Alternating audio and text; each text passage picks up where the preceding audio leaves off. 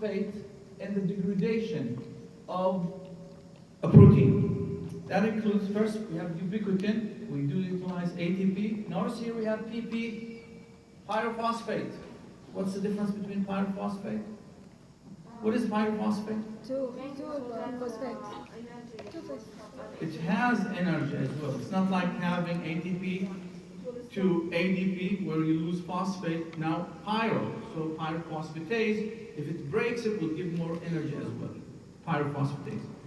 So notice here that we converted ATP to AMP because we have the pyrophosphate. It is high in energy. Now the first enzyme called ubiquitin activating enzyme or E1, basically this is the E1 right here. It binds to, notice here that the E1 with the ubiquitinated protein, it binds to it. Then we have the other second enzyme, the E2 or ubiquitin conjugating enzyme, where it conjugates, this is the E2, it conjugates the protein, ubiquitinated protein is conjugated. Now, the third enzyme, which is ubiquitin protein ligase, where it conjugates, this is the ubiquitin, it conjugated to the protein, and then we have conjugated protein. Do I need to get into the details? You don't need to get into the details of this. All what I want to know is that there are three enzymes, activating, conjugating, ligase, basically to conjugate proteins into ubiquitin via the lysine residue. What happens then is basically we have the isopeptide bonds. We have 4 of these ubiquitin, and this forms what we are known as chains of 4 or more ubiquitin molecules, which are effective in signaling degradation. When you have 4 ubiquitins, this is what I care about. 4 ubiquitins or more, this is a signal for degradation. Break down that protein. This is what we call ubiquitin tagging. Once a protein is tagged, it's destined for destruction. This is how it works. I'm sorry? 4 or more. It forms this what we call 4 chains, 4 ubiquitin molecules. I'm not going to get into the details. Just know that 4 or more ubiquitin tagged, 4 residues of lysine, because that's where the tagging occurs, they form a chain. That's a signal for destruction of that protein. Now, another thing also you have to look into is that why a protein becomes ubiquitinated. This is tricky. Well, I told you the half-life of protein usually is determined by its amino acid terminal residue. Let's see if you can interpret this. Amino acid terminal residue, or the N-terminal rule. For a protein, we have N-terminal, C-terminal, right? Yes. So, if yeast, for instance, N-terminus is methionine, half-life is more than 20 hours. Whereas if N-terminus is arginine, half-life is 2 minutes. Here's my question to you. What's the starting codon? ATG codes for what? So, what? So all proteins should be methionine, right? No, we remove after the Post-translation modification. That's the trick. Because we could remove that methionine because there's post-translation modifications, right? So this is why the protein half-life could be from 2 minutes to 2 hours. Could be longer. And we do recycle these proteins because they get damaged. They are part of our cells, part of our pool. And once it gets damaged, there's oxidation, whatever damage, we have to get rid of it and synthesize new ones. And this is happening on a daily basis in our bodies. So highly destabilizing N-terminal residues such as arginine or leucine favors rapid ubiquitination, whereas stabilizing residues such as methionine or proline, they do tend to stabilize the protein. Okay, where do we degrade these proteins? In proteasome, 26S proteasome. This is where it's protease, from the name protease degrades protein complex, and it's called 26X proteasome, which are just the ubiquitinated proteins. It is ATP-driven multi-subunit proteases, and ubiquitin gets recycled. So it's not like we synthesize ubiquitin and we utilize it. No, it gets recycled. So once the protein is degraded, ubiquitin is released, and then it binds to another protein and continues with the protein degradation. Okay, where does the degradation occur of proteins? Mainly in the liver.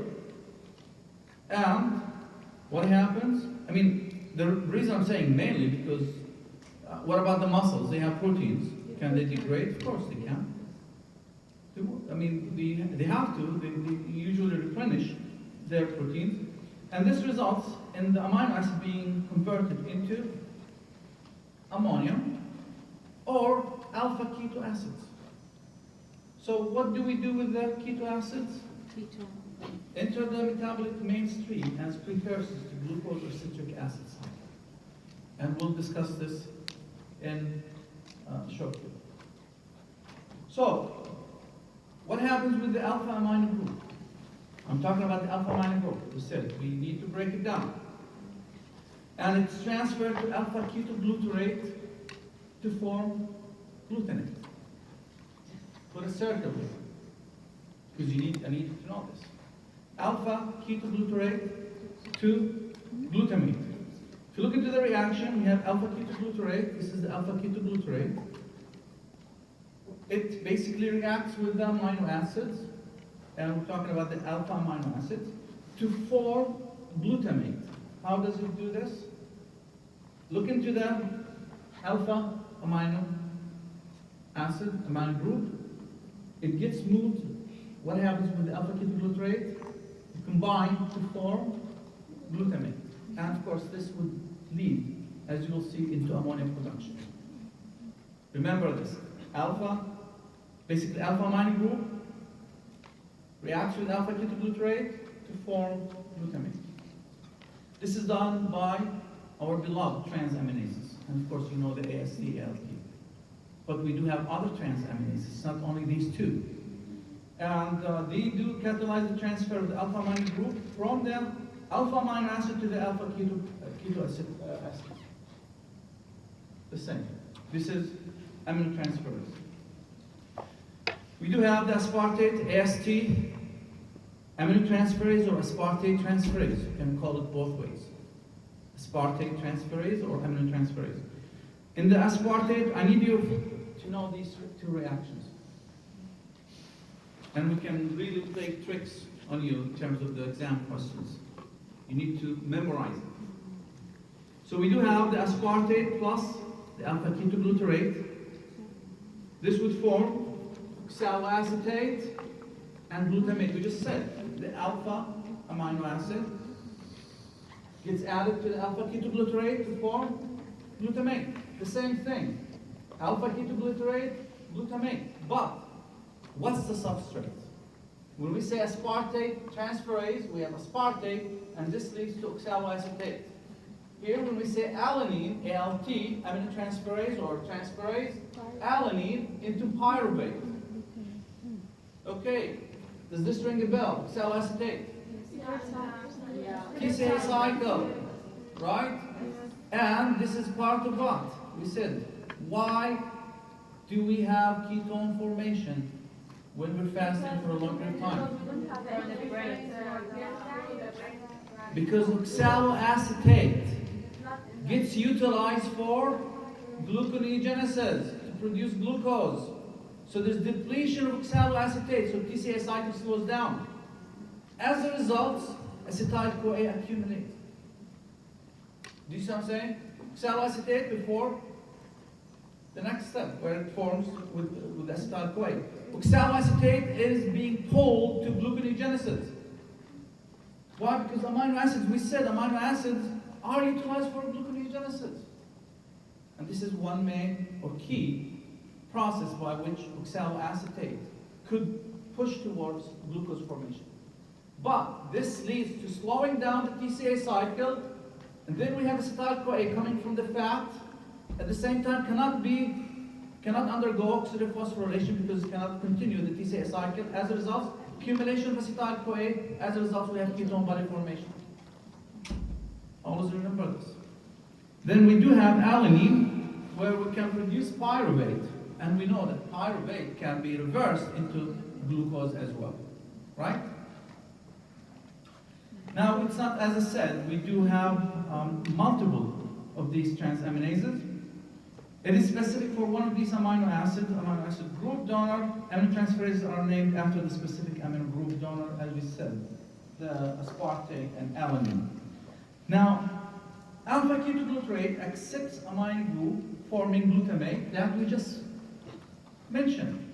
Glutamate, basically, if I ask you, what is the temporary storage of nitrogen intermediates? Glutamate. Why? Because glutamate took the alpha amino group, and this is how we make glutamate, and this can actually donate the amino group when needed for amino acid biosynthesis. If you look into the reaction here, I cannot see it. I wish this could push. So we do have the alpha amino acid. This is the amino group, nitrogen-containing molecule, with the alpha-ketoglutarate right there, and then we have aminotransferase, and this leads to glutamate, where the amino group, you can see it right there, and then we have the alpha-keto acid, and we do require a cofactor called the peroxyl phosphate for this process. Now, it's getting worse and worse. Now, if you look into the muscle, look into the liver, this is the liver, this is the muscle, and then we have the intestine. Of course, we know in the intestine, we take glutamine, and this glutamine in the intestine basically can be converted into glutamate using glutaminase enzyme. We do produce ammonia. This is in the intestine. Now ammonia is being excreted into the circulation. At the same time, the muscles can do the same thing. We said in the muscles, we do take alpha-keto acids, the amino acids, with the aminotransferase from the alpha-ketoglutarate, and we produce glutamate, and then we produce the alpha-keto acid. Now this glutamate, notice here, can at the same time react with pyruvate coming from glycolysis, right? Pyruvate to produce alanine and produces alpha-ketoglutarate. Notice here we're recycling the alpha-ketoglutarate. So we have alanine. Why alanine? So which amino acids are mostly present in circulation? Alanine and glutamine, followed by glycine. So this is what happens here. What we're doing, we're breaking down, we're transferring basically the amino group into as part of the alanine. Alanine goes into the liver. Now we see the next step. The next step where we see alanine gets into the liver, and then alanine reacts with alpha-ketoglutarate. The same reaction. I mean, as I said, when I said memorize these two, you'll see that both are being repeated everywhere. You just need to understand the sequence. In the liver, we have the alpha-ketoglutarate with alanine to form, of course, because of the alanine aminotransferase, pyruvate and glutamate. Now, glutamate, notice here, this is the glutamate. Glutamate can be converted into ammonia by an enzyme called glutamate dehydrogenase. So the liver, we said the liver synthesizes the ammonia. What about the muscle? Can it synthesize ammonia? No. But it's making ammonia. Does it? 80% of the ammonia produced by the liver. Some are produced, but if you look into the pathway, can we say that muscles synthesize ammonia? Not as a main organ. I mean, according to the figure, no. Because we're making alanine. Alanine is safer in the circulation. It gets into the liver, where the liver converts into ammonia. But there are some enzymes, lower concentration. The main thing here, glutamate dehydrogenase, is heavily expressed in the liver. So we do have the ammonia coming from the glutamate dehydrogenase enzyme that converts glutamate into ammonia. At the same time, if you look into the amino acids in the liver itself can break down the amino acids with aminotransferase, alpha-ketoglutarate, to make alpha-keto acids and glutamate. So we have more supplies. I'm sorry, but I have a lecture. Okay, I'll try and finish in 5 minutes. I can finish it tomorrow. لا لازم ناخذ وقتنا كامل. I know, but I have to take attendance. It's already 10 to 12. And I heard about the issue from Dr. Hana yesterday. Tomorrow we have continuation. I mean, we'll continue with it. But this is the last slide for today. I'll take over from here. But I want you to know what you could do for me. This slide. Okay, this is the urea. This is a heavy lecture, but I'll make it easy for you. I want you to memorize a mnemonic for it. Tomorrow, you'll see how easy it is.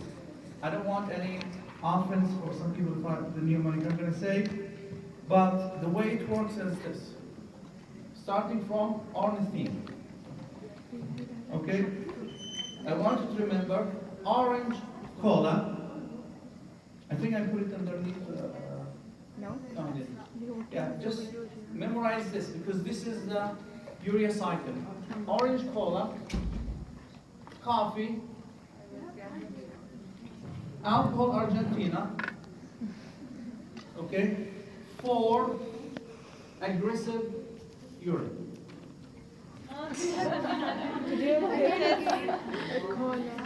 Okay, remember this is your urea cycle. If you apply it, anytime I put a pathway, you just apply this. It will make it easy for you to understand. Oh, yeah. Because we're going to be talking about a lot of Orange important cola, tomorrow. coffee. If you take that 10 No, Argentina. Excessive. excessive. No, alcohol is before.